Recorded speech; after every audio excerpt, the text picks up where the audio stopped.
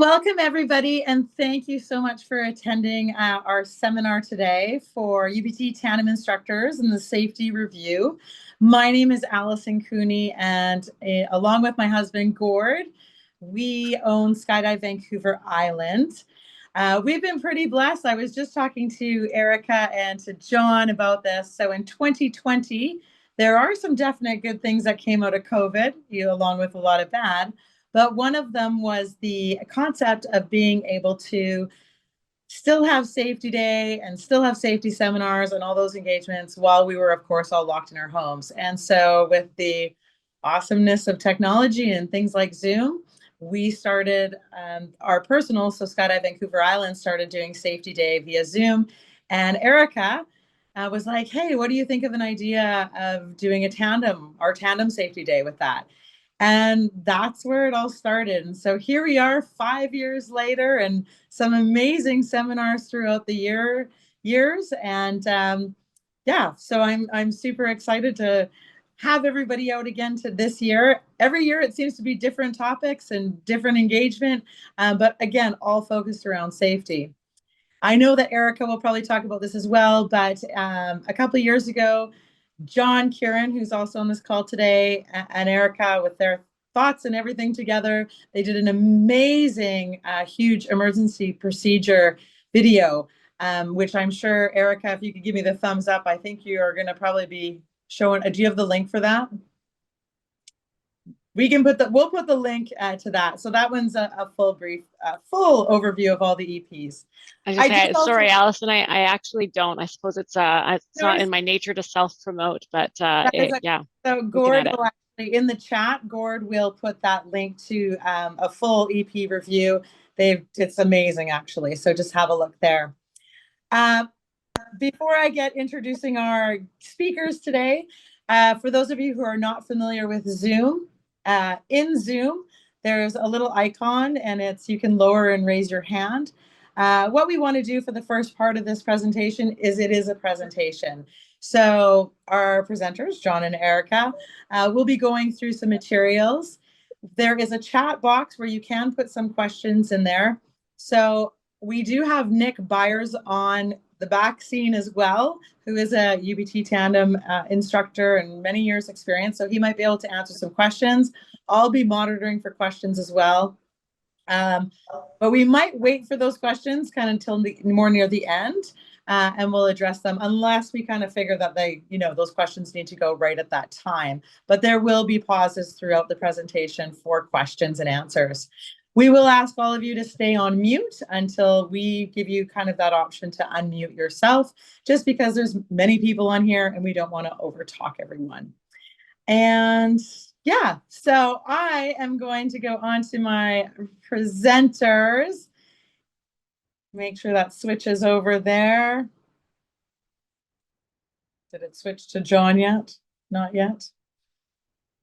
I don't know if you guys can see the screen, but our first presenter, can you see it?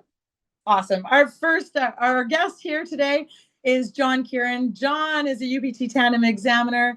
He started skydiving way back in 2000, which I even hate saying way back because that makes me feel really old. But he did become a tandem instructor in 2005. And since 2021, he got his examiner rating. And if those of you don't know John Kieran, he is based out of Skydive the Ranch in New York. And like tandem instructing and educating and mentoring others is his passion. So I know that when Erika reached out to him and I reached out to him to be part of this like 3 years ago now, it was without question. And he just puts his heart and soul into every aspect in just educating and mentoring people in the world of tandem and skydiving as well. He's an avid skydiver too. Erika Dufort, she joins us today as a special guest. Her primary role these past few years is being a badass mom to these two beautiful girls who are also full of adrenaline, just like their mom and dad. But Erika started skydiving in 2006. She just fell in love with the sport, and it did not take her long to know she got her tandem instructor rating in 2008. And in 2010, she was on the path for being an examiner and just wanting to share that passion, the excitement of what each of you guys bring to the table to customers all around the world. She just knew that that was her passion. She also was a competitor in canopy piloting and all those fun things. Erika is part of our home drop zone in Skydive Vancouver Island. Unfortunately, moved back to the island this last year, so it's awesome. So yeah, that is everything on my side. I am going to actually just pass the floor. I'm going to stop sharing and I'm going to pass the floor over to John and Erika. All right. Hi, everybody. So thank you. Anybody that knows me knows that I'm efficient, if nothing else. And so my goal for this presentation right now is to make sure that we get through as much material as we can without too many segues or interruptions. So if there are some important things that come up, I will be sort of tapped and encouraged to interject. But otherwise, the goal is for you to be able to use this as a resource. Also, the way things are these days, many of you will be viewing this afterwards. So it's my goal to not have sort of unnecessary conversations or questions being asked during the presentation. So it may not feel very inclusive for right now. It's mostly going to be a John and Erika show for the next little while, but we do hope to get you on to either your meals or your bedtime routines in 90 or so minutes with some possible discussion after that. All right, so I'm going to go ahead and share my presentation here. And we will get underway. So kind of as a standard start off here, I am going to say that this shouldn't replace your reading of the Tandem manual. So it does have revisions every so often, and it's a good idea to read it cover to cover if able, but at least read the relevant sections, which I would say are the emergency procedures regularly. This isn't going to replace a thorough emergency procedures review. So our outline for today, I'm going to share some relevant materials. We're going to have John go over some important numbers. I'll go over some important altitudes. I'm going to call it John's approach to emergency procedures, but I think it's a fairly well known procedure in the industry. We're going to review a select emergency procedures. So that basically means we're not going to go over absolutely everything. I actually want it to look a little bit like a testing of what your knowledge looks like. So you can use this to possibly gauge where you're at right now in your understandings. If there's certain areas where you're taking longer to respond to an emergency procedure, it should be a good idea for you to review that section of the emergency procedures. Following that, we will move into a discussion on some sort of hot topics or newer topics, reconnection of the lower attachments, hand cam training prior to 200 tandems post probation, and the discussion of a do not cut away below altitude. So relevant materials in the chat, if you look, the top two attachments that are there are linked materials that you can use that might be helpful for your emergency procedures. Aside from that, there's a few links here. I'm not going to go into any discussion about them. They're just the manual as well as some videos from the APF.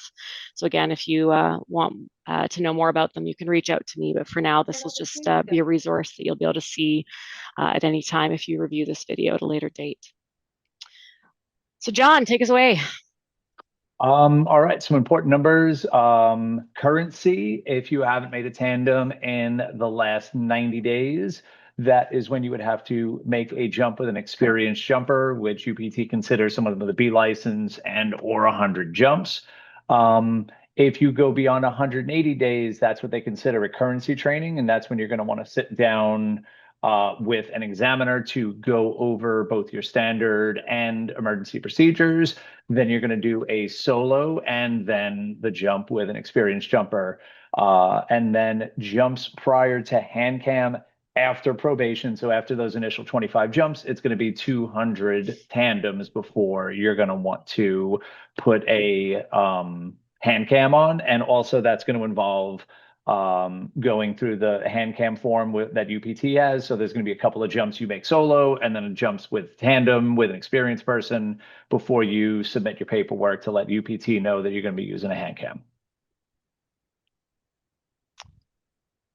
All right, so then some important altitudes. Again, we won't spend a lot of time on this one, but minimum exit altitude, 7,500 feet above ground level, and open by altitude, 4,000 feet. So to discuss that a tiny bit, basically just means that you want to make sure that you understand your canopy's opening characteristics. If you're at a new drop zone with new equipment, then ask some questions prior to setting your opening altitude, or just make sure to open nice and high so that you have a fully open and inflated canopy 4,000 feet. Your decision altitude, which we would say is the altitude by which you're executing emergency procedures if you don't have a canopy you're intending to land, is 3,000 feet. And then we'll discuss a little bit more at the end of the presentation, a possibility of publishing a do not cut away altitudes. I know there's some discussion about that with UPT right now, so we'll talk about that at the end of the presentation. All right, so moving into some emergency procedures. So the current manual, it currently shows emergency procedures starting at around page 128. So that's always possibly going to change. There's a few different ways where you can learn your emergency procedures. You can read them. You can also look at a flow chart if that happens to be helpful. And we're going to move in next to hearing a little bit about what works for John and what he tends to teach. And then following that, we'll do a little bit of sort of a round of testing. So we'll just pull up some emergency procedures, give you a scenario, and have you think about it yourself before giving the answer. So when I look at that flow chart, and one of the big things when I learned to do tandems, when everybody talked about the flow chart and how complicated tandems were, and obviously pre-Sigma, it was more complicated. The Sigma streamlined a lot of things, but even still, like, it can be kind of intimidating to think about the different procedures that we have to deal with these containers. And when you look forward down the flow chart, it is super intimidating and super confusing because it looks horrible. So I always think about and also teach the procedures kind of in reverse. Every problem that you're going to have is going to lead to one of these three buckets or one of these three procedures plus an oddball one that we'll talk about in a little bit. But there's multiple ways that you can deal with things before you enact your emergency procedure. Like if you're having a hard pull on the drogue, you give it another shot. But every single malfunction is going to lead to one of these three procedures. And the way I organize them is we have our closed container procedure, we have our open container procedure, and then we have the procedure where the canopy is somewhat over our head, basically from the point that the risers are deployed off of your shoulders and there's no longer anything on you. You're only attached to the canopy by one point. That's what we consider the canopy overhead. So when I teach these emergency procedures and when I teach what's going on, I always say, like, okay, what is happening? What's going on? You can't get your drogue out? Awesome. How do we try to fix it? And then once we realize that we're not able to fix it, I say, which one of these buckets does it fall into? And if your drogue was still in the pocket, the container is still closed, that emergency procedure is deploying the reserve. Same deal if you have an open container. So if you had like your closing loop break or you release the drogue and your drogue bridle broke or whatever, the open container procedure is kind of similar to a horseshoe where we have the canopy and or drogue attached to us in two places, the risers and maybe the drogue or the container or whatever it is, and we have to get it away from us. And if we can't get it away by throwing the drogue, we disconnect our RSL, cut away, and physically release the risers from us before we open the reserve. And then once the canopy is over your head or the risers are deployed, these first two procedures, we don't have to worry about them anymore. So I kind of think of the tandem jump as a checklist. Once you're going down each step of the way, you can start getting rid of some of these procedures because you've moved beyond when you would need those.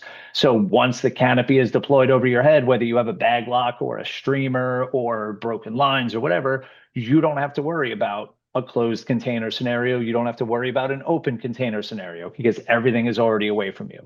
So by organizing these things in terms of what scenarios would lead to what, it can greatly reduce the confusion, processing time, all of those things, because, you know, closed container, pull the reserve. Open container, release your RSL, cut away and get the risers off, and then pull your reserve. And then canopy over your head, hands on your handles, cut away, make sure the risers are actually gone, clear them if you need to, but then pull your reserve. That's it. Those are our three procedures. So if you know which one of these buckets the problem you're having falls into, it's very easy to organize your thoughts and not worry about figuring it out as you go. One of the things that I really try to stop when I'm teaching is people putting their hands on handles and processing information and figuring out what they're doing at the same time. I tell my candidates to stop, take a breath, figure out what's going on, figure out which container the problem falls into, visualize or say out loud what that procedure is, and then enact the procedure. And taking that 2, 3, 5 seconds to take a breath and organize your thoughts is going to get things done faster in the long run. The only other procedure that this one is the weird one is the a skydiver entangled with your drogue, and I call that one, or UPT, we call it stripping the right side. So you disconnect your RSL, you cut away, you release the drogue, you track to get some clearance away from the guy who's super unfortunate, and then you pull your reserve. And that is the only scenario where that one comes into play. So I like to keep that one separate, because if you're in that scenario, you're in that scenario. If you're not, you don't have to think about that procedure at all. So I find that organizing these things into the outcomes helps funnel each one of these problems into one of those buckets, and it goes from being a very confusing looking flow chart that leads to one of these three things. If you think about it the other way, everything that's a closed container falls into that one bucket, and all you're doing is pulling your reserve. Everything that's the open container falls into that one, and so on. So I found that a lot easier for myself to think about when I'm thinking about my emergency procedures, when I'm sitting in the plane and kind of going over all the things that can happen. But I also find it a lot easier to present that to tandem candidates and tandem instructors as we're, ongoing with our practice. Just because I didn't think about it this way for a number of years. And I wonder if I would have been good enough if I had ever run into any of these scenarios, because I thought I knew. And then once I got taught this way, I was like, oh, wow, I might have been stumped or stumbled a little bit if one of these things ever came up. I just think it's a super clean and easy way to kind of funnel all that information into easy to digest kind of bites. All right. Thanks for that, John. So I'll also just point out that sort of from a visual perspective, the reason that our fourth bucket is really small, I'm assuming, is because there just aren't nearly as many emergency procedures that are going to fall into that one, right? So for the most part, we can assume that almost everything we tackle is going to fall into one of those three emergency procedures, with the occasional, exception that proves the rule. Does that sound about right, John? Yeah. I mean, it's a very specific circumstance. So that's why I kind of leave that one off on its own. So if anybody does have any feedback on anything that they would see that they would like changed about this, or how they might, I would welcome any feedback. My email will be at the end of the presentation, and I do like producing materials that help people to learn and to train.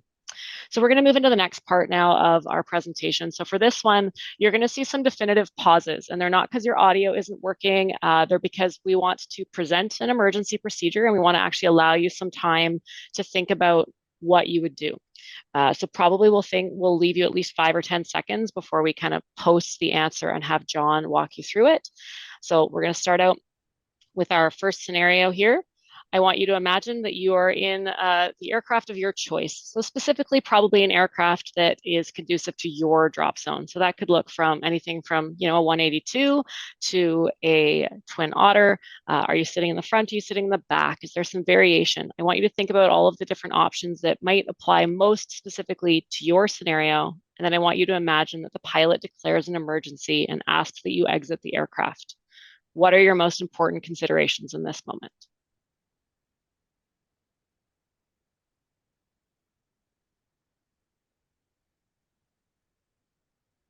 All right, so for this one, for aircraft emergencies, obviously altitude is going to dictate our procedure. So the very first thing we want to do is make sure that we listen to the pilot for direction. They are the pilot in command, and we're probably not going to go against what their recommendations are. So this is all going to be just directly out of the manual. Below 1,500 feet, unless it's a catastrophic failure, we are probably just going to stay with the aircraft. But if, say, the engine's on fire or something, we're going to connect as able we're going to hold the student, and we're going to exit on reserve. From 1,500 to 4,000 feet, we're going to fully connect as able. We're going to exit on the reserve. So this is one of the ones where John and I have had some discussion, this whole between 1,500 and 4,000 feet. Most people that become quite seasoned are going to be able to fully connect their passenger, even, you know, in the event of exiting the aircraft really, really quickly. But for the most part, it's going to vary a lot based on what aircraft you're in. If you are at 1,500 feet, getting out of the front of a Cessna 182, you might want to leave your colleague in the back some time to get out as well. So you may not be fully connecting that passenger. And I think there's some wiggle room there. Again, based on the fact that this is going to be a pretty catastrophic issue if we're getting out of, say, a 172 or a 182, you know, at 1,700 feet with people that still have to get out behind you. I would say these are all scenarios that are fun to think about, probably not super likely to happen. We're going to deal with them as well as we possibly can and get out on our reserve. As far as above 4,000 feet, I've added specifically to this one above ground level. We're meant to fully connect and exit on the main. So for this one, that's specifically what's prescribed in the Tandem manual. I would say that there's a little bit of wiggle room there if we think logically. We want to make sure that we're above ground level. So depending on the terrain where you're used to jumping, we jump in a very mountainous location here on Skydive Vancouver Island. So 4,000 feet just might not be an actual 4,000 feet. In addition, you can't be under a fully inflated main parachute at 4,000 feet. So I know that's something that's kind of discussed among the tandem examiners that I know, that just if we're wanting to be under a fully inflated main at 4,000, then we can't do that if we're exiting at 4,000 feet. So I think some judgment's okay here. The main thing would be to ensure that you are fully connecting at this point, because you do have the time to do that piece. John, would you like to add anything? I was trained, and I train my candidates to get into the muscle memory of attaching the top left first, because in the case of a catastrophic failure down low where you're going to be planning on exiting on the reserve, if you had to get out with only one hook, that top left is going to leave your left hand free to be able to pull your reserve so that you could half Nelson or hold on to your student, get out of the plane, and have that left hand free to pull the reserve. There was some contention about how to hook up when you are above, if you would go the other way. I like just hooking the top left, because when you're under a time constraint, it's going to be down low. And when you're under that time constraint, you're going to be having to get out on your reserve. So that left one is the one that I want on. And then if you, like Allison said, if you, or Erika said, if you have the time and you're up a little higher, it's not going to take much to get both of them on, get the lowers connected or just tightened if they're already on. So I start with the top left and then go from there. All right, great. So let's move on. Let's imagine now that you've exited an aircraft. So you can picture that Twin Otter as being anything else that might be more conducive to your drop zone, whether it's a 206, a 182, a Porter. So imagine you've exited the aircraft into the relative wind. You're flying really nicely. You're about to pull the drogue, and you have a hard pull to extract the drogue. What should you be doing?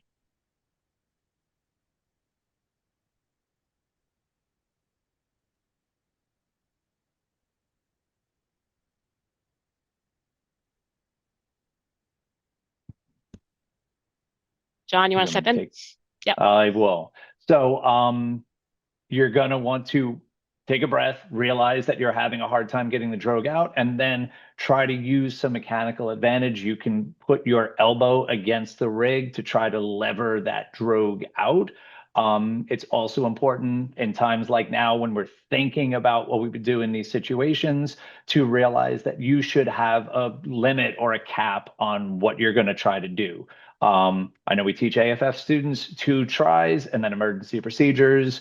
It's pretty good idea to have the same thing with this, because we are going to be accelerating quickly, because you probably waited a few seconds, hopefully, to fly before you initially tried to extract the drogue in the first place. So I think if you give it a shot, you can't get it out, and you then try to leverage again and you can't get it out, the likelihood you're going to have a third time be better than the first 2 is really low. So then we are going to take a breath, decide what's going on, we fall into the main container is still closed, which means we are going to pull our reserve. All right, and we see that closed container bucket that goes along with the John method, or the 3-bucket system. All right, so we're back in the aircraft. We've just exited into the relative wind. We go to throw our drogue canopy, and we look over our shoulder, and we find that the drogue canopy is actually entangled either with ourselves or with the student.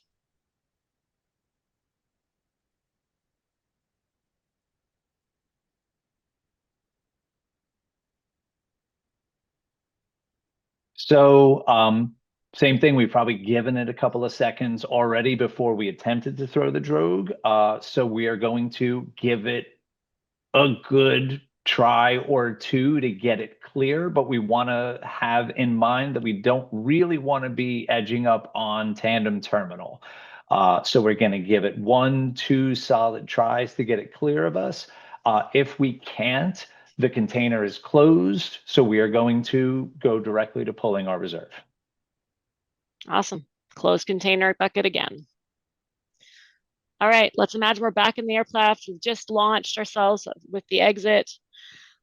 We're about to reach back and throw the drogue, but we feel something hit ourselves in the back of the head. We have a horseshoe or an out of sequence with the main container open.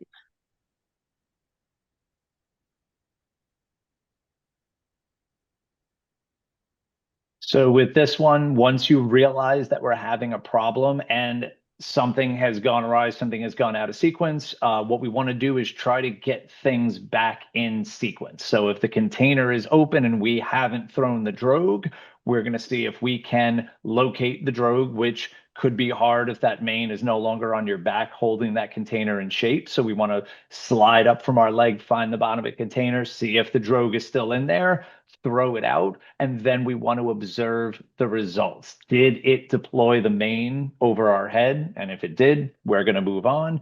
If it didn't, if we can't get the drogue out, or it's, still connected to us, or we don't know what's going on back there, what we do know is that the main container is opened. So we're going to stop, breathe, know that we're putting it into that open container bucket, which means we're going to disconnect our RSL. We're going to cut away. We're going to physically get the risers clear of the 3 rings, and then we're going to deploy the reserve.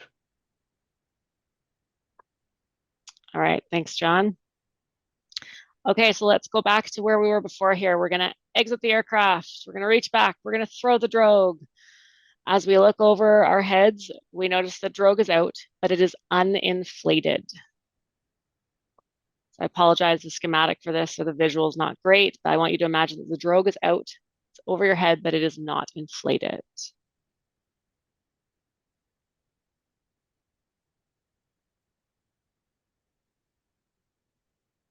So with this one of the things that I teach my candidates is we don't need an inflated drogue for the system to work. We need an inflated drogue to continue with drogue fall.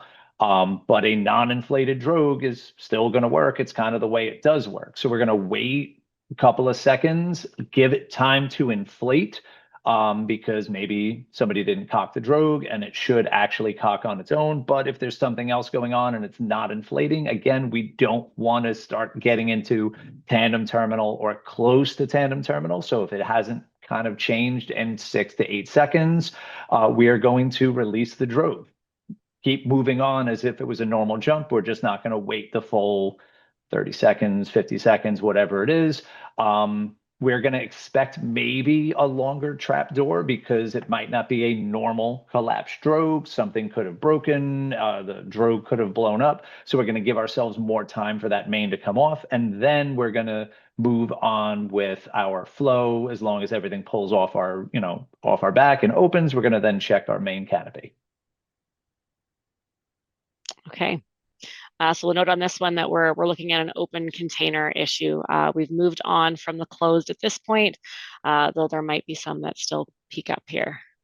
All right, so moving on. So now we're in drogue fall. So we've exited the aircraft, we've thrown the drogue, we look over our heads, everything's great. All of a sudden we feel ourselves accelerating a bit in free fall, and we find that the drogue has become detached. And oddly enough, it's really hard to find a visual of this. So imagine that you are in drogue fall without a drogue. What is the emergency procedure to follow?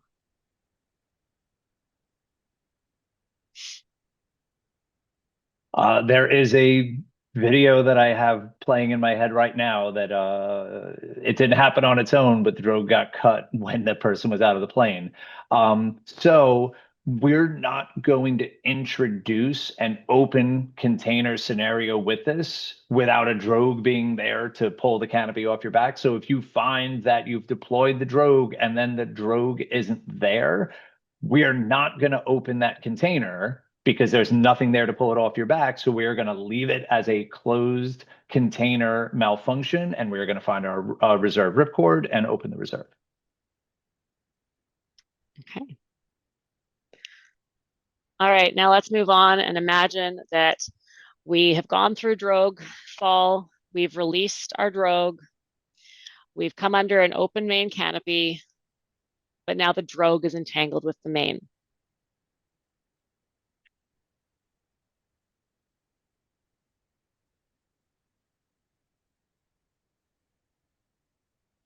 This one is not a big deal until it is a big deal, but any problems with the main, we need to make sure that we're doing a full controllability check, not just a popping the brakes and pointing to the drop zone and then talking with our student, doing a whole bunch of other stuff. You want to make sure before you continue with the jump that we're actually doing a controllability check. So we're going to grab our steering toggles, both the main and the flares, pop the brakes, and then give ourselves a full right turn, left turn, flare, see if that drogue is causing any problems, and you're going to make that decision whether it's good or not before you get down to 3,000 feet. So I'm going to ask a clarifying question here, John. If I ever have an emergency procedure or some inconvenience, we could say, under canopy, whatever it might be, a broken line, a small hole in the wing, or as we just discussed, a drogue entangled with the main, do I change anything about how I perform my control check? I would hope that we're starting with altitude awareness and that we're seeing this problem in the beginning of what's going on. When I check my mains and when I teach candidates, I start with a visual check. So I look at canopy, the lines, the links, our cutaway cables, and then I do a quick handle check. My cutaway reserve RSL, I check the student connections, and then I reach up and grab my toggles and go through there. If you see a problem, I don't think anything should change. I think you should stop, take a breath, keep an eye on your altitude, because we tend to get on autopilot a little bit because we have so many other things going on when we're doing tandems that we don't want to start having our vision close in and time getting away from us a little bit. So I would just stop, take a breath, and just make sure we're doing that full controllability check. And when in doubt, I know I've cut away 1 or 2 canopies that if I was on my own, I might have landed, but because I had somebody attached to the front of me, it wasn't worth risking a hard landing or some sort of controllability problem. That if it was, if ever it's in doubt, just get rid of it and use the reserve. So the piece I also wanted to just add to that part is that I was given as advice 10 or more years ago is if you are ever uncertain, then do an extremely thorough and possibly overly aggressive check, followed by possibly docile canopy flight. But you don't want to do a docile canopy check and then find yourself having to say, avoid a running child through the landing area. That's, you need to be flying the canopy sort of at the limits of its possibilities to see whether it's going to be functional.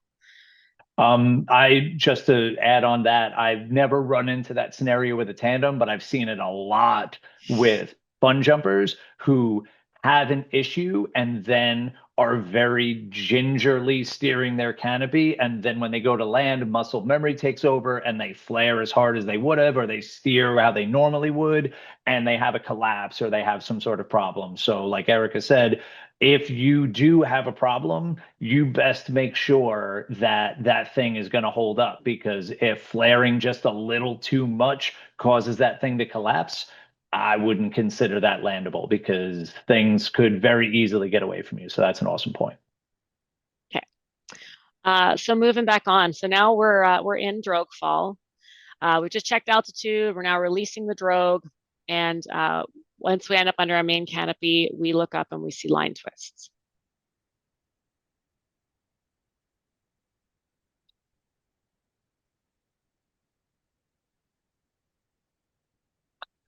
As with all things, we want to maintain our altitude awareness. So just see where we're at before we decide whether this is something we are going to try to fix or something that we just have to ditch out of. We can attempt to kick out with student assistance if needed. And then if we're unable to clear the line twist, we want to grab both handles, cut away, make sure the risers are actually clear before we deploy the reserve. If Erika wants to talk about it, there are a couple of different ways we can try to address the line twist. But like all of these procedures, there's a lot of things you can do to try to address it. But at the end, they all funnel into one of those three buckets. And this is the canopy overhead bucket. All right, perfect. So the only one that I like to give an extra sort of plug for is that I find that in our skydiving community, we tend to consider line twists to just be a nuisance. We teach from a very young age in skydiving to like kick out a line twist, and it's absolutely true that it's a correctable malfunction. But if it is at your decision altitude, it is not a landable canopy. Even if it's above your decision altitude and it hasn't made progress, I just think I like to get rid of the stigma of line twists always being able to be corrected. Please maintain altitude awareness and have a functioning canopy for your landing. All right, so we're under our canopy again. We go up to do our canopy control check, and we find that we have a broken primary or gold instructor toggle. Or sorry, I guess that would be a student toggle.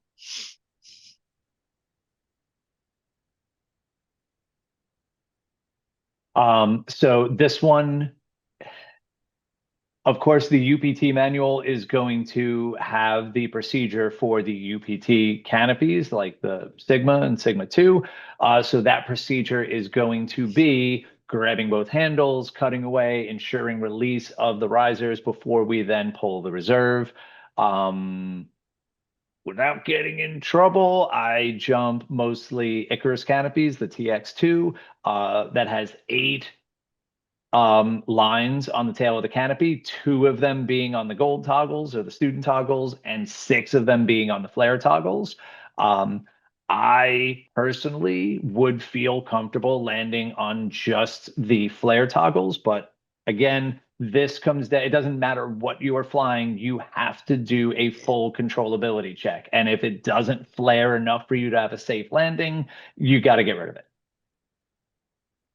Okay. All right, let's imagine again that we're under canopy. And for one reason or other, unsuspected, a water landing is imminent. What should you be doing if a water landing is imminent? So again, this could be in a scenario that really isn't likely for you. You know, maybe you were flying out a really long way and then ended up in an emergency exit sort of scenario over water. What would this look like?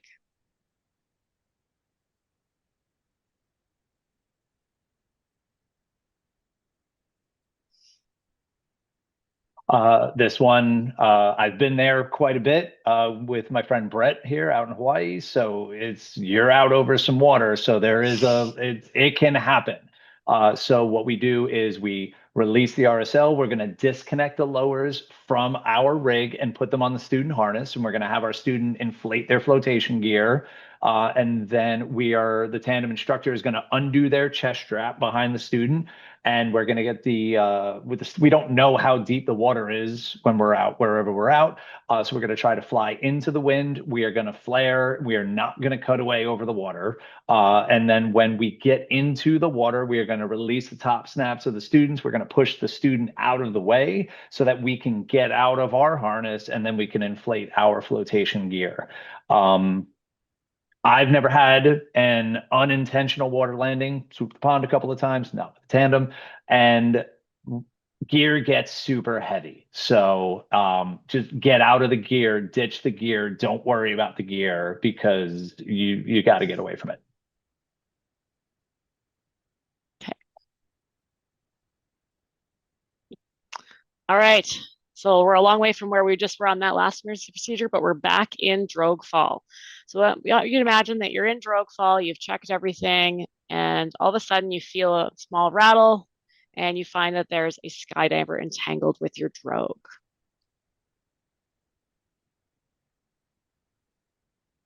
What's your emergency procedure? And try to tell yourself why as well.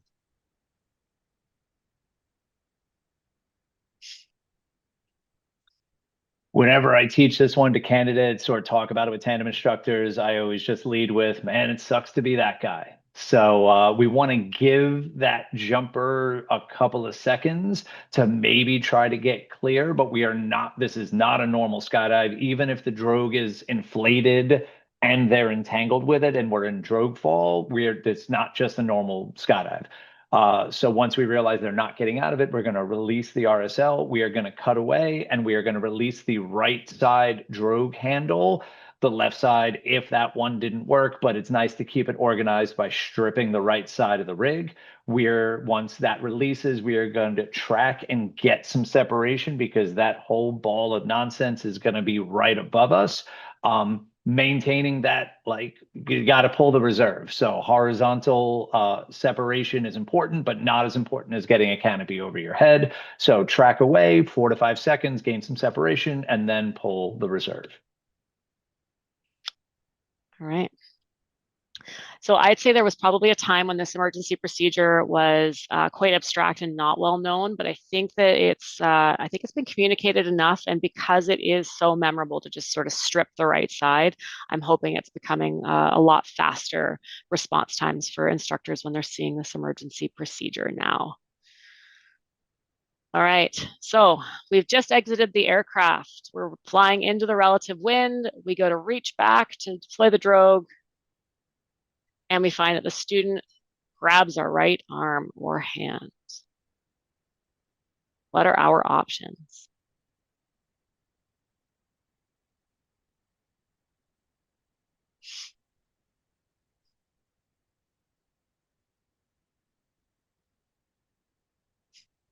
An ounce of prevention is a pound of cure. You don't really have a whole lot of options, but you can try to get it free, but you don't want that to get away from you. So we're trying to get our hand free. If we can't, we are in a closed container scenario. So we're going to deploy the reserve and land safely and consider preventative strategies. Don't let it happen to you.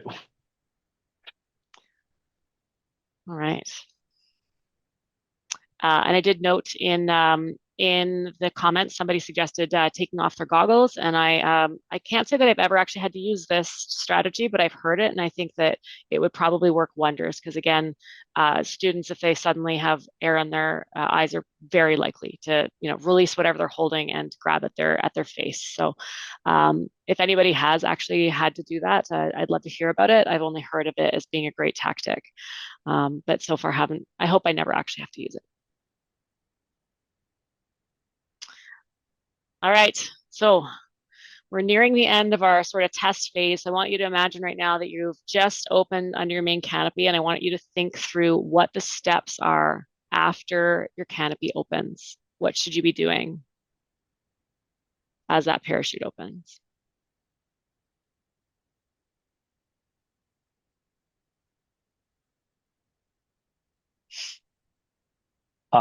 So I'm going to read this as it's written, and then I might just throw in a little bit of my own kind of subtle differences.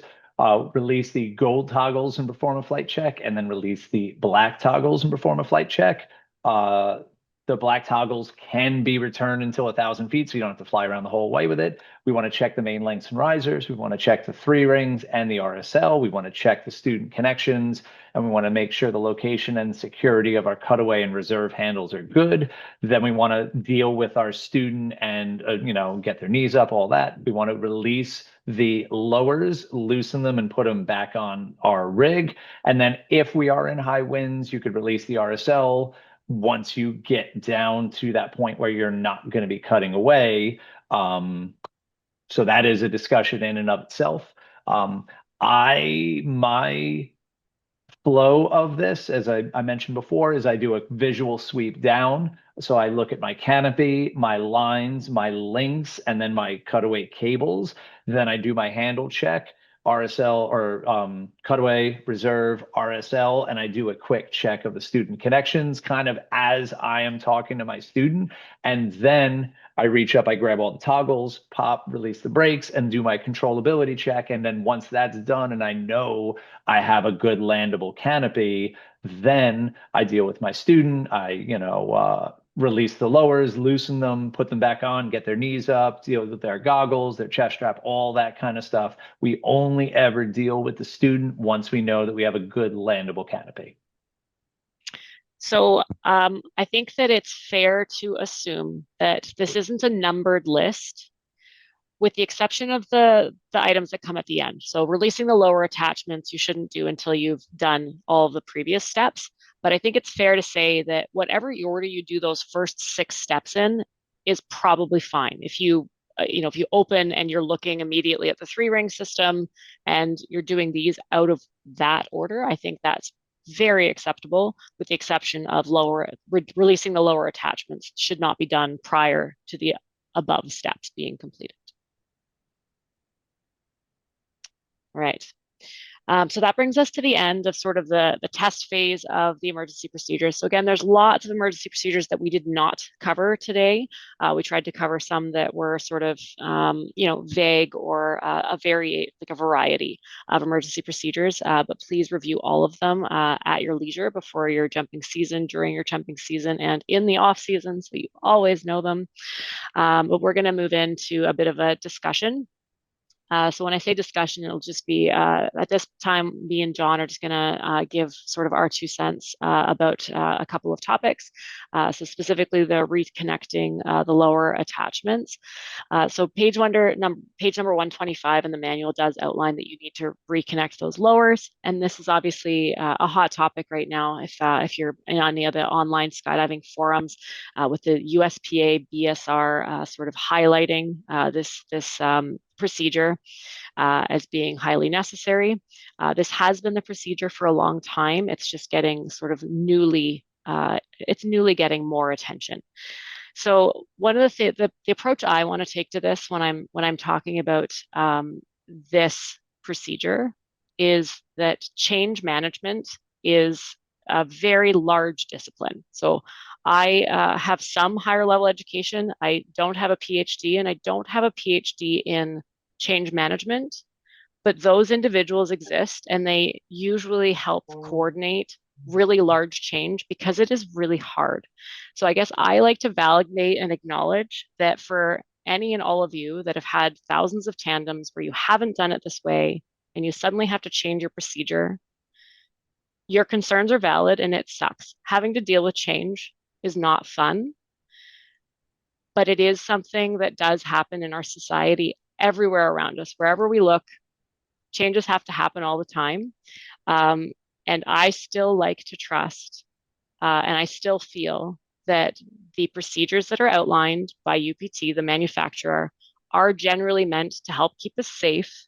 Yes, also to lower liability, but I think that there's typically some correlation between those things.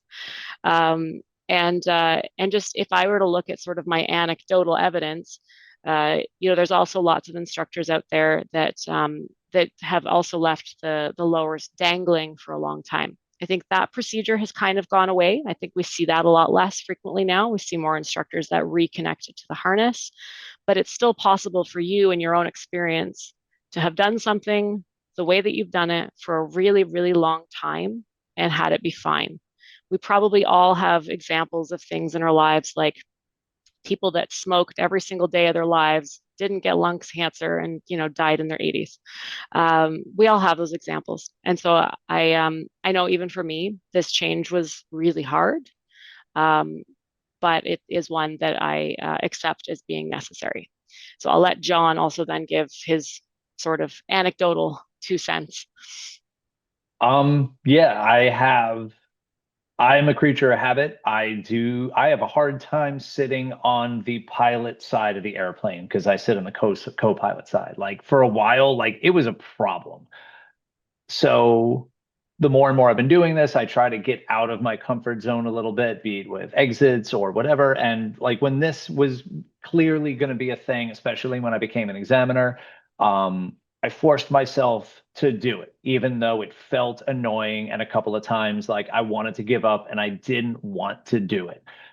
And after a little bit, it really became not a big deal. And now if I weren't to do it, it would feel weird. Like the thing that isn't normal will become the new normal.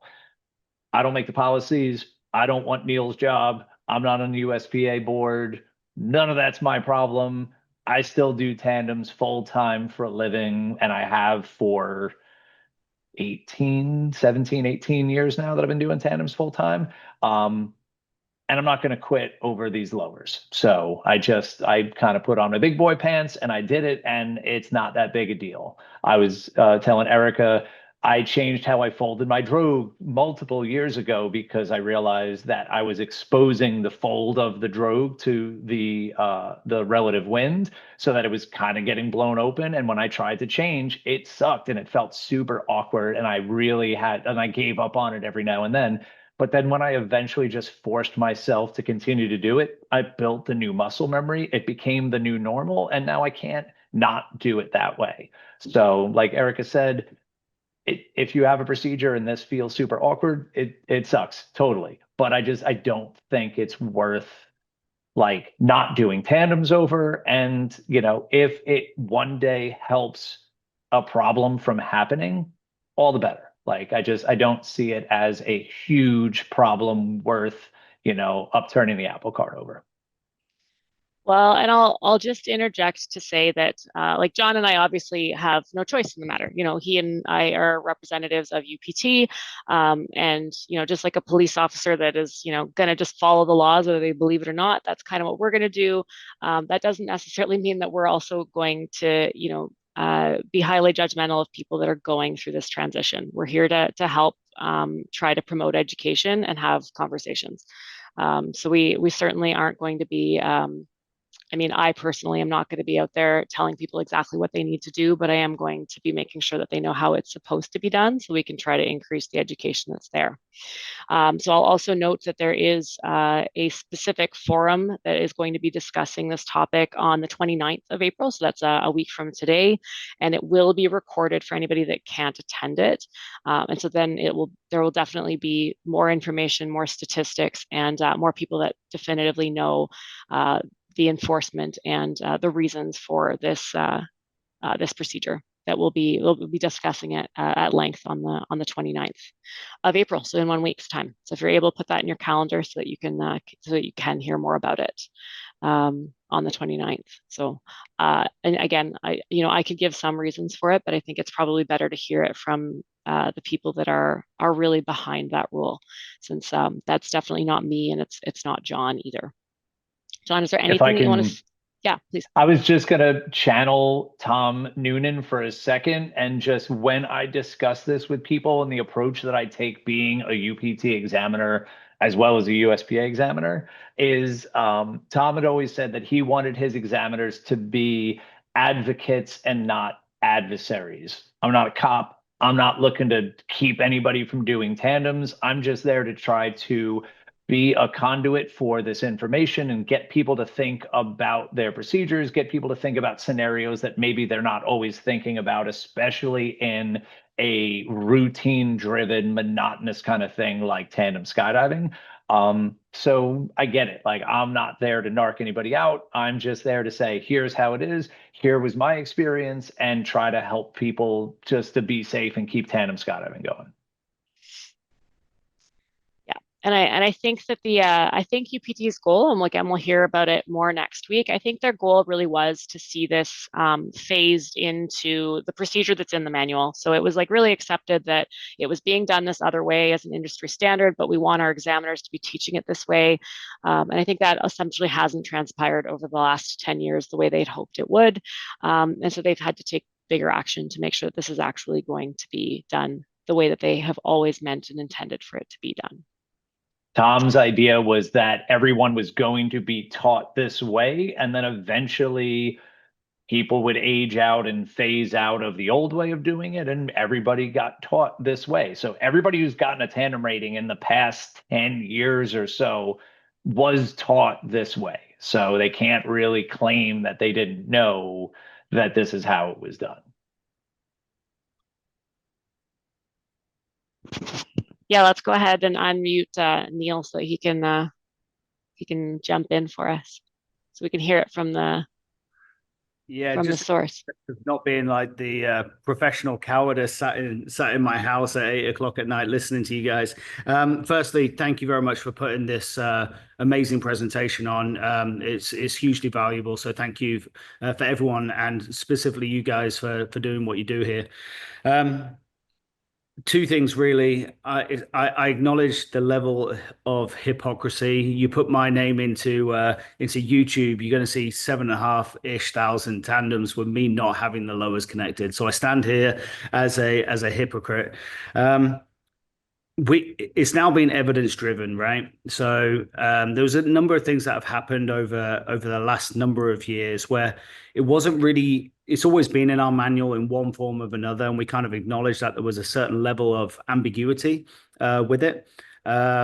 And so with a united front between the manufacturers, because it's not a UPT rule as much as it's a Firebird, a Strong, and a UPT rule, a united front between us and the USPA, which the USPA really didn't have a standpoint. That's kind of the inception point, I guess, of the BSR. Now, clearly, there's a lot of kind of education to come with this, and I look forward to the meeting next week. But I would encourage everyone to kind of have an open mind. It was difficult for me to change my procedures, much like it was for Erika and John as well. But I look forward to the challenge of this, and ultimately, given the evidence that is forthcoming next week, I think it will get everyone's buy-in and stop this kind of polarizing nature. But again, great job in putting this together, and look forward to the rest of the meeting. All right. So I'll leave that one, and I know there's lots of people with really strong opinions on this one, and so I'm going to leave it for now, and we can always like kind of revisit it at the end if we want to have more of just a conversation sort of off the record once the presentation's over. So we're going to move on to the next conversation, which is sort of a hand cam acceleration program. So for me to briefly summarize, the industry as a whole, we know that there has been, any of us that have been around for, at least 10 years have seen a major transition from a time when we had outside videographers to a place where that's a lot more rare. Of course, my anecdotal experience is that it's almost non-existent now. I haven't seen much in the way of outside video in most of the last decade, where prior to that, outside video was pretty common and quite popular. So this has really accelerated the need for hand cam. So in its inception, when there were regulations placed that you have to have 200 jumps, at least minimum post probation to do hand cam, it was also at a time when there was still this option for outside video. But we also have a gap right now in tandem instructors worldwide. We're not making as many of them, and it's a lot harder to keep them when drop zones can't make use of those new tandem instructors that don't have the ability to use tandem hand cam like legally, by the books. So there's this push from sort of DZOs and just as an industry to find some way for us to help instructors before they have 200 post probation tandems to be able to continue to be productive members of their drop zone. And so there is a program that sort of has been developed, but it hasn't been widely shared yet. And that's something that we might see more of as it's needed. And we may see, people like Neil, who just spoke, helping to pioneer and develop that. So we are seeing it being used in drop zones a bit more. I know John had some really great perspectives on that, so I want to sort of let him speak to it for a few minutes. I understand the need to have an avenue where somebody who is qualified and can show that they're qualified can then use a hand cam before that 200 jumps. Unfortunately, as it stands, and even with this new program, there isn't an avenue if someone wasn't qualified yet. I know of one instructor that at the ranch we've moved towards hand cam, and I told the DZO, I was like, that dude should not put a hand cam on his wrist ever. And he had a lot of tandems. There was nothing that was like, oh my God, he shouldn't do tandems anymore. But also I was like, he doesn't need any more on his plate. Like a tandem alone is enough. So I think it's important to recognize that it's not just 200 jumps. That means you can then put a camera on your hand. And with the previous tandem director, who I can't believe that I am blanking on his name. Noah. So I was talking with Noah, and he was like, yeah, we want to be able to get people to do hand cam with 100, and we're going to have like a training program and all of this. And he was like, we need to make sure that they are good enough before we do that. I also told him that, like, hey, man, I've seen some guys who are glad that that 200 jump barrier is there because they didn't feel ready yet. So I like the fact that as it currently sits, it allows people to just focus on doing tandems for the first couple of 100 jumps, because that can be enough, man. Even with somebody who's really good and a good solid flyer, at 200 jumps, you haven't probably had your world rocked yet. I mean, I have over 15,000 tandems, and I'm good for one a year, every other year, where it's like, man, I did not know that one was coming. A lot of times I can tell before we even get on the plane if someone's going to be a handful, but every now and then they come from out of nowhere. I just don't think that somebody with 200 jumps has that amount of foresight. So I like the fact that we give them time to not have a camera on their hand, but I also understand the need to give people an avenue forward just because of, the nature of tandems as a business. Like, we could have all the like pie in the sky virtues that we want, but if it just means that tandem isn't profitable, it's not going to be a business anymore, and we're not going to be able to do it. So I understand that it has to be a business, but as UPT, Neil, USPA, we have to come up with some sort of middle ground to make sure that we're balancing what is reasonable, but also what we kind of feel like has to happen to keep tandem skydiving going. All right, so I've just indicated on the chat here, if anybody does have any opinions on this, I would be curious to hear, where your opinion comes from. Does it originate as a tandem instructor, as a DZO? Because this is an area where it's still under discussion. There hasn't really been anything specific yet, and so it is an area where I think that people's input could be heard and listened to. I think that whether a program actually gains wide acceptance will probably again rely mostly on sort of statistics and reliability regarding having people do hand cam earlier. But yeah, at this point it's still in its development, so there's no specific rules at this point. You do still have to have at least 200 post probation and complete all the paperwork, and that's where it lies right now. But it's a topic that is being discussed at the moment. I mean, I've also seen tandem instructors who have thousands and thousands of tandems who never did hand cam, who started doing hand cam, who look like total noobs once they started doing hand cam. And it's incredible how much of a distraction and how much it can throw you off your game. Kind of like the new jumpers who think putting a camera on their helmet is just like, oh, I won't pay attention to it. It's always a distraction. It's always in your face and it's always in the way. So I think it's very important that we treat hand cam with respect, because exit is where really the make or break of where things can go wrong really, really fast. And that's where people are, instead of flying like they normally would without a camera on their hand, they're taking away a quarter of their flying service by putting it out in front of the student. And I do really like that point, Max. Max Aflalo made in the chat here, just that there is just such a variation in people's abilities. You see people that could possibly use a hand cam after 50 jumps, and others, like John had said, that with thousands of tandems probably still aren't in a great position to be doing hand cam. So, and unfortunately, we have to make a program that addresses the entire population. UPT isn't able, you can't do that, right? You can't say, well, if that you can do this, then you can do that. You have to meet a minimum standard, and you really need your certification programs to essentially encompass the entire population of tandem instructors.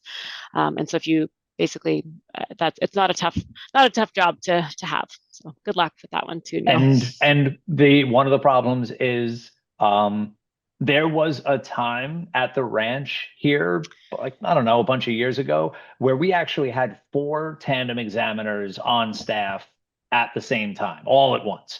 And there's other drop zones that just don't have examiners. And if they have, they have an SNTA, that SNTA may or may not have a tandem rating, or may not be an active tandem instructor. So by putting in these barriers to entry, not everybody has a way to make it through that barrier to entry. So like in a perfect world, yeah, like there would be somebody there with the skills and the oversight to make sure that nobody gets through until they are reasonably able to, do the tasks that they need to do.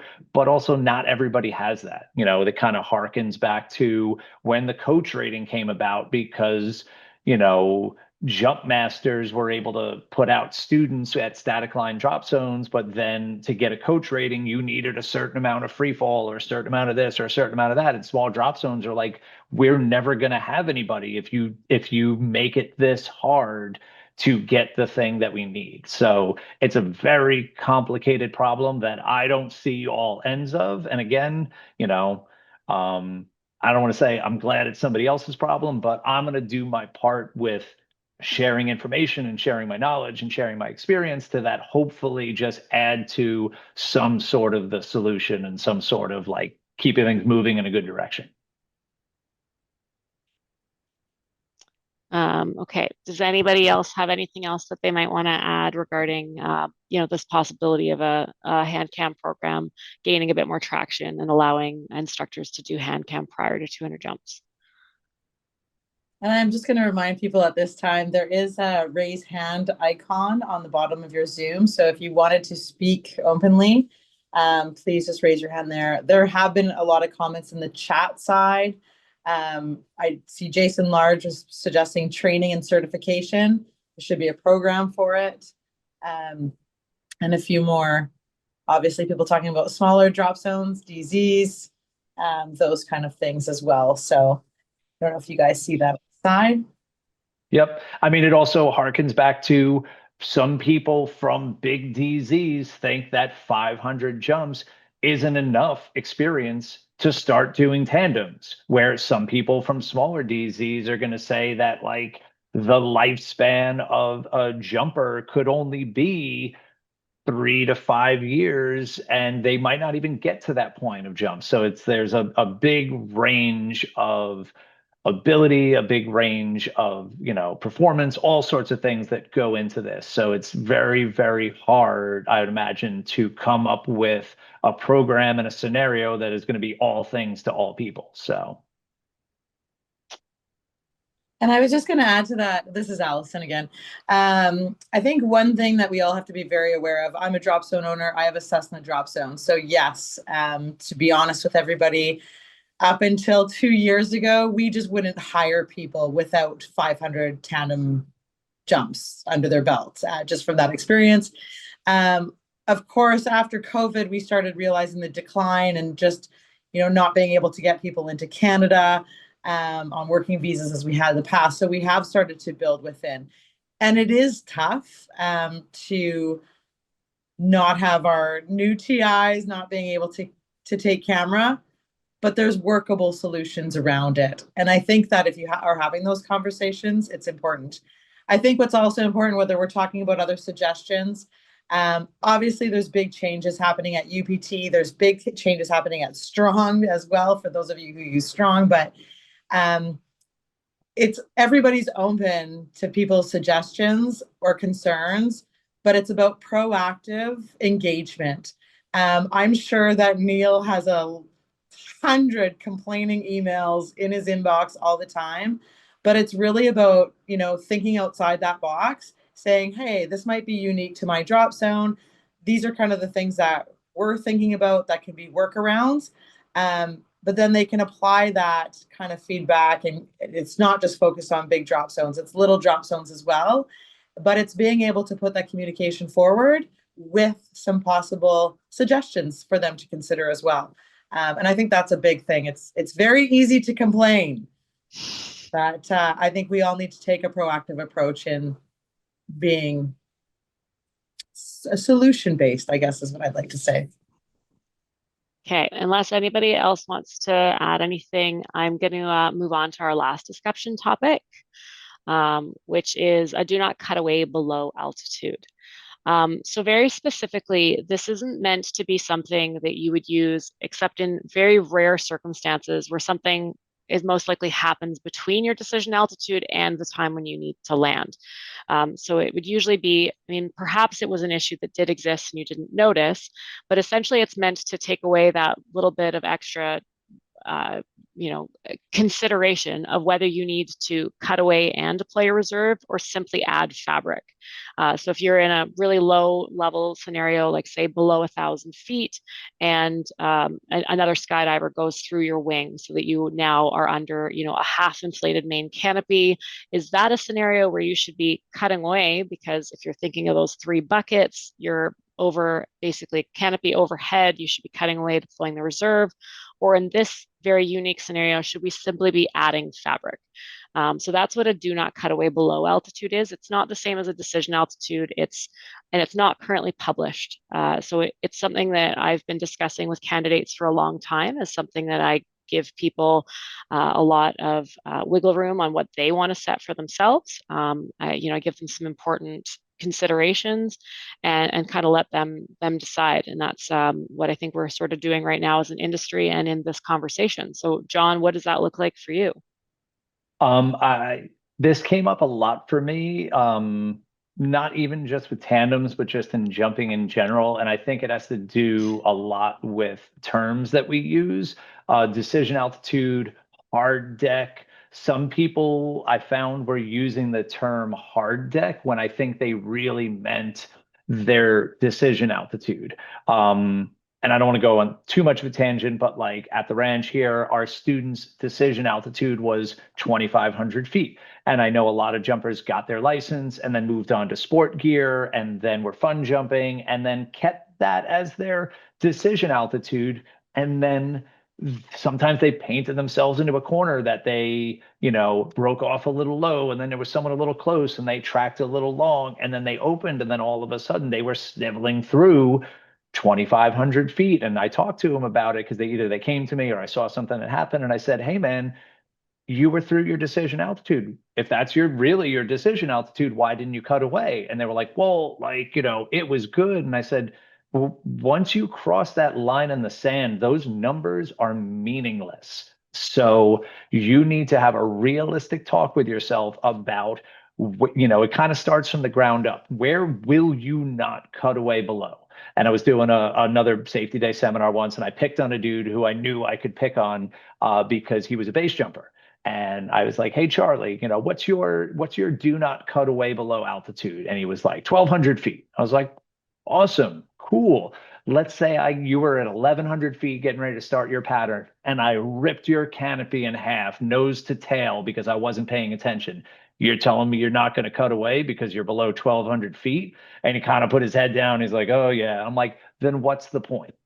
If you're going to ignore it, then the number is meaningless. So as it pertains to tandem, we as an industry would have to talk about what is the lowest we could possibly cut away and get away with it. Not where I'm going to let my malfunction get down to, because a decision altitude is clearly the way I teach it and the way it's described. You have until your decision altitude to decide whether you are landing that canopy or not. And once you decide, if you don't have a good landable canopy at 3,000 feet, the decision is made for you.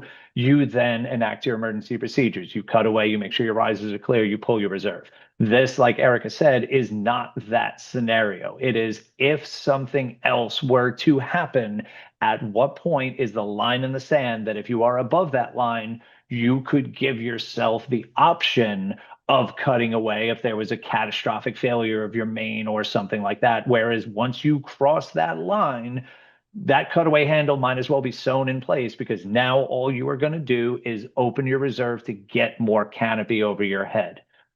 Where that is a discussion probably for another time. But,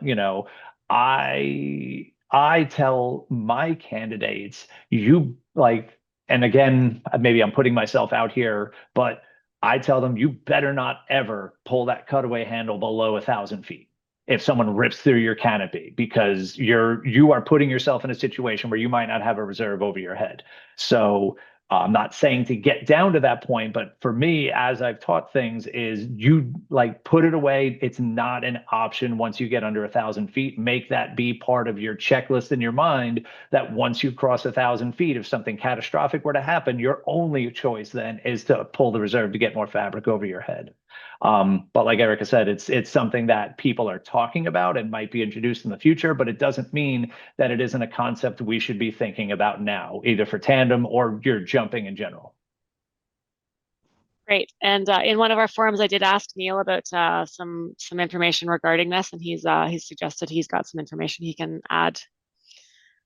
Yeah, so just on the do not cut away below altitude. So just for absolute clarity, the newest version of the manual is currently being written. The EPs have gone past peer review and now in independent review and then legal review. So one of the things I'm looking at, two of the things that I'm looking at adding is entanglement procedures. So that's going to feature in the next set of EPs, as well as a statement. So I get that this is being recorded and everything is kind of just us chatting as a working group at this point, but it will say something to the tune of, should you have a failure of your main canopy below your decision altitude, it may still be advantageous to conduct a partial malfunction EP, i.e. cut away and pull reserve above 1,500 feet. Below 1,500 feet, add fabric in the form of pulling reserve. Like I say, it's still in kind of draft form, but just to add some clarity, it's something that we've kind of listened, we as the UPT Tandem team have like listened to some of the feedback and some of the questions that came up most recently at the PIA, where it was a talking point there. And I felt it was incumbent on me to respond to that. And that's what I'm looking at, give or take a few words either side. Was there another question in there as well? I think that one of the questions on here was just whether there's a specific policy regarding hand cam usage below 200 jumps, but basically, sorry, for the student. So I know that I think most drop zones don't want to do it anyways, just from like a financial perspective. And so I think most of us have usually relied on the fact that tandem passengers don't have skydives, and so they can't use. But I think that's kind of the way they wrote it in there, is that you need 200 tandem skydives post probation to put a hand cam on, and a student is not going to meet that requirement. So a student legally, or, per the manual, can't put that on. And also, I tell students and customers and people, like, when they come to the drop zone and want to have their chest mount harness on, I say, you don't bring your eggs to the diner and say, hey, can you cook these for me? We offer a service. You can't wear that. We're not adding any more entanglement stuff on you. So you're not doing that. But I think as I read the manual, it also means that the person on the front would also need 200 tandems. I would. That's I completely agree, John. I think that there's a responsibility on our part to kind of maintain that standard. I guess that it is kind of different in other places in the world, but yeah, I mean, it's kind of tried and true. Yeah, I think it's kind of tried and true and kind of works for how it is.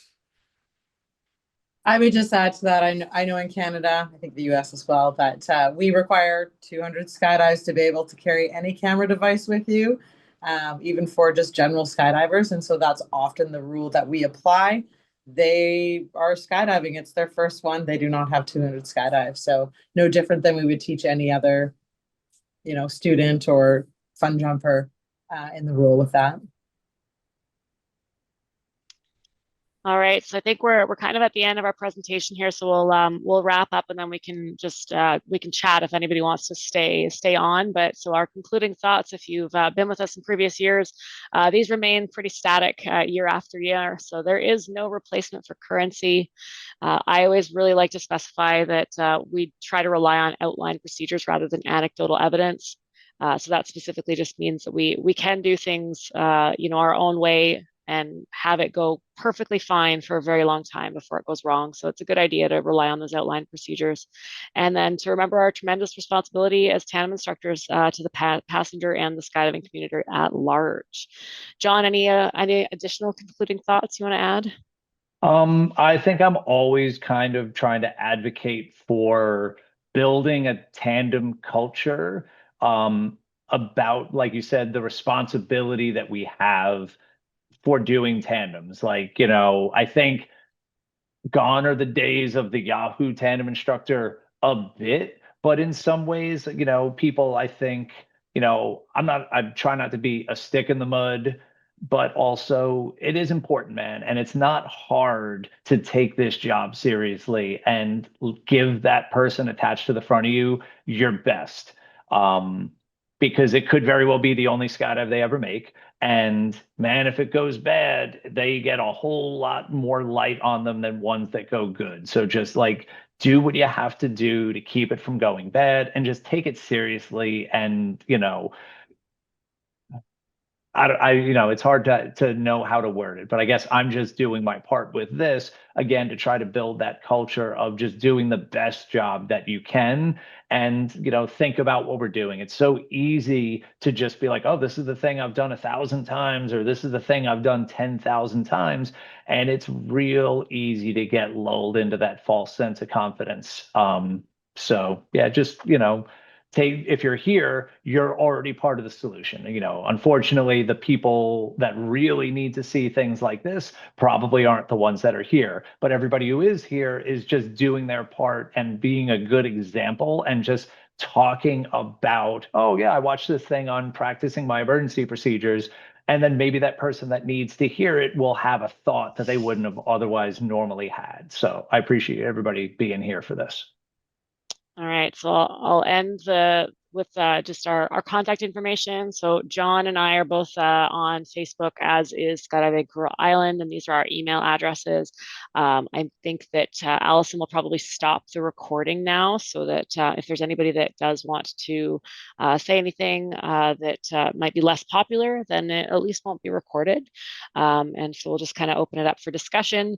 Neil, this is probably a great time if you if you want to depart so that you don't have to be lambasted, but yeah, otherwise we'll just have a campfire at this point once Allison's done. Before the campfire and all those lovely things, just on behalf of myself and Gord, my husband at Skydive Vancouver Island, John, Erika, I know how much time, especially over the years, you guys have put into all of this. For those of you who aren't aware, Gord has been posting in the chat a link to our SVI safety seminar YouTube channel. You can see the past 5 years of these. definitely the very first one. I was learning Zoom, we all were, but there's some great ones. I believe a couple of years ago, John, you gave one on our personal responsibilities as a tandem instructor to about self-care. Bill Booth was on that call and said a few kind words as well. So I just want to thank you guys for presenting all of this and taking the time. For all of you who have attended, and of course for all of you that might be watching this later, we do this because of you guys, and I just really appreciate that you've taken time out of your evenings to watch this. And Neil, I know you've walked into a fire, and for you to be here, I really appreciate that, and for stepping up and answering some of these questions as well. I do appreciate that as well. I am at this time going to stop the recording, and then, like Erika said, we can have some campfire discussions. And thank you again, you guys.